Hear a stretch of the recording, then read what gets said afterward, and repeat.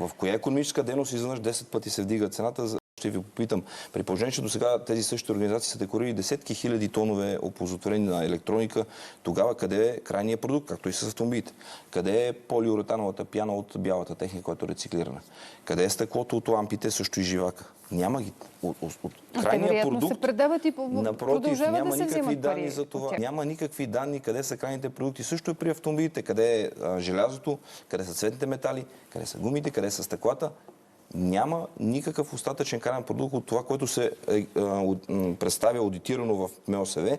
И забележете, МОСВ по различни наредби и вътрешни правила не прави никаква обратна проверка дали наистина тези цели са изпълнени. И именно с това съм подготвил едно писмо, което ще изпратя в понеделник до Европейската комисия да ги уведома за това, което се случва тук, тъй като от една страна, ако не бъдат подписани заповеди за изпълнение на целите, Еврокомисията ще образува наказателна процедура срещу България. От друга страна, пак, ако бъдат подписани заповеди за изпълнение на целите от министра, ще се окаже, че всъщност се одобрява една дейност, която в голяма си част е ефективна.